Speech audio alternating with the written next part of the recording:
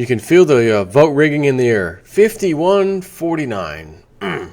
Or in London, the numbers you're reading, 47-46. The Remain in Britain, the UK remains in the Euro. They win it. The Remain votes, 1% difference. Came down to a super duper close hand count. The Remain votes pulled it off. It is amazing to me how conditioned that we've been to expect such a close vote, because every vote we have seems to be a close vote. 51-49. So close. Maybe next time. Talking about that, Zero Hedge has an interesting article. UK regulators demand bank war games modeling capital controls bank runs devaluation of 20%. Interesting. First, it was images of Londoners waiting in lines to exchange pounds for euros, reminiscent of Russia or Greece. Now it is all-out flashbacks to the summer of Grexit, which was the Greece exit that never happened. To prepare for a possible Brexit, banks have stepped up war games in recent days. War games, huh? Modeling for extreme pressure on their cash reserves. With the encouragement of regulators, some lenders, including HSBC, have even run modeling for the imposition of capital controls, according to people briefed on the exercise. Banks said regulators had demanded a stress test that modeled for a 20% fall in sterling. Traders said the volume of derivatives being used as protection against steep declines in currency and equities had not been seen since the peak of the Eurozone crisis in 2011. Now that's a scary thought right there, that last sentence. Traders said the volume of derivatives, those financial weapons of mass destruction, said the volume of derivatives being used as protection against steep declines in currency and equities had not been seen since the peak of the Eurozone crisis in 2011.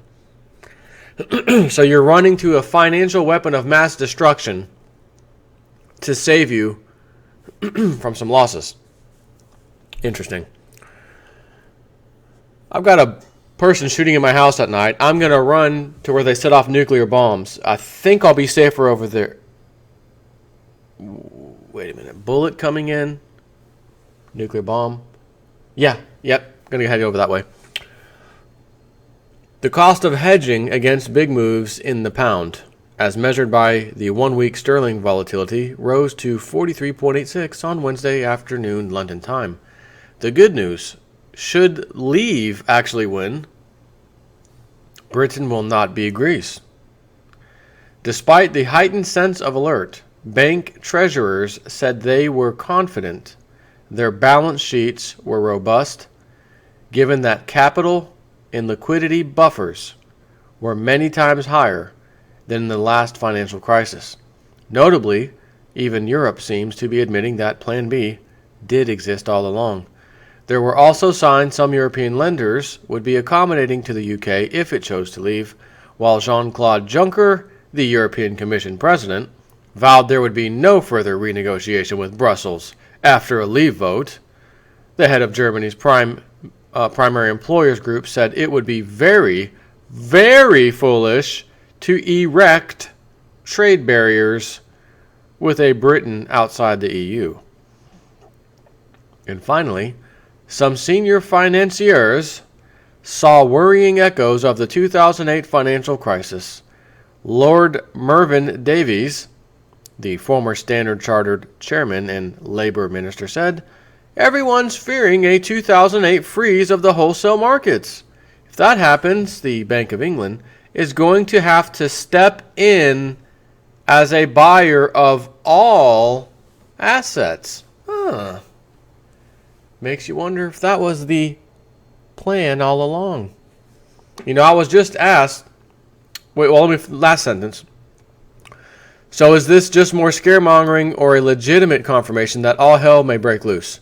All we know is that self-fulfilling prophecies have a nasty habit of becoming precisely that. Ultimately, the answer is in the hands of the British people. And actually, it's not, because this is a non-binding vote, as I've read, which means the politicians will then have the final say. And if they really don't want to leave, they can actually say, screw you people, even though you voted for an exit, we're not. We're going to stay. They could do that. So if by chance the people vote and the votes actually are not rigged, I should make that disclaimer for off the bat, and they're not actually rigged,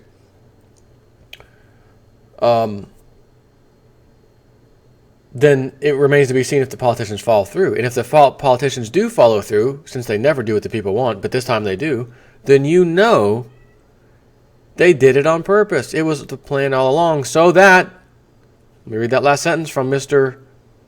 Lord Davies, former Standard Chartered chairman, so he's a bigwig, and Labour minister, said everyone's fearing a 2008 freeze of the wholesale markets. If that happens, the Bank of England is going to have to step in as a buyer of all assets. That, to me, sounds like that's the plan all along, if I'm to be honest here.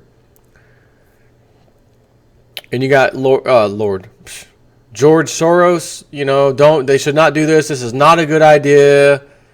And everyone's saying, but hold on, he didn't say that when he made his $1 billion off of the currency crisis in the 90s, 93 or whatever year it was. He could be doing the same thing right now, as a matter of fact. As a matter of fact, he could be pushing for that. And on the side, with all his billions, betting for collapse in a number of markets and currencies, and make even billions more. But he's trying to say, no, don't do it. Stay, basically. Don't do that. Stay. So it's like on one side, I see these elites saying, no, we really want them to stay. On the other side, I see it being set up to where they have someone to point the finger at. The UK, the people, you people caused your own, not only your own suffering, but the rest of the European Union's financial suffering because you had to go and leave. If you didn't leave, these markets wouldn't have crashed, and the currency, they've got a real good thing to point their finger at by following through. They got a real good thing to point their finger at. Because without it, what are they going to be able to blame? When they pull that trigger, and I will say this, if the Brexit vote happens, which is happening, and the vote outcome is that they want to leave, and then the politicians, we are going to leave, it's not instantaneous, right? So, in other words, the 23rd comes, which is tomorrow. You'll be seeing this on that same day, 23rd, this video. And we find out, ultimately, all the votes are in, they're leaving. Brexit, leave votes have it, they are leaving the European Union. It's not like the next day, it's finalized, it's official, we're gone. No. There'll be some time in between for them to get some of their houses in order, as far as that country goes, the UK. And then, and I would expect them to give a statement like, okay, on such and such month and date will be the official parting and blah, blah, blah, blah. And I could see it now where that goes right in line with later on this year, September, October timeframe, which is when all these collapses always seem to take place.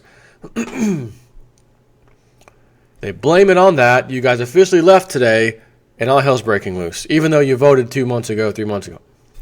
Right? Now, I'm speculating. I am absolutely speculating right now. This is my opinion only. But it's very weird to me why you have these elitists saying, no, stay. But then you have some of these other politicians who are connected to the elitists anyways, saying, no, we're going to vote on this. We're going to let the people vote. And this doesn't make any sense. So I can't even give you an absolute, what I really, really think. Man, it's got to go this way tomorrow. It's like, what the hell's going on? Are they going to leave or are they going to stay? Because again, if they stay, what is the club going to blame the banking crisis, the financial collapse on? Syrian hackers today hacked into the markets across the countries, and namely the EU and America, and had a bunch of sell orders, and the market has not recovered since Is that the story they're going to try to push, or would it be much easier and believable to the average person that The UK left. We warned about this. Here's David Cameron saying it. Here's this big guy saying it. Here's these expert economists saying that they all said they should have stayed. And here's what the outcome would be if they left. And by God, that's the outcome we're experiencing today. It is not a good place to be right now. The people of the UK are at fault. You should have stayed. That makes the most sense to me. It does. Which is why I am leaning on the vote result being the Leaves have it and the Brexit will take place. Because if it doesn't, I'm going to sit here and have to look around and wonder, what are they going to really blame this on? What are they going to blame this on when they let the markets loose? There's always some event that will have to trigger it. What's it going to be? What's it going to be? So we will find out, I guess. We got one day to go. Take care.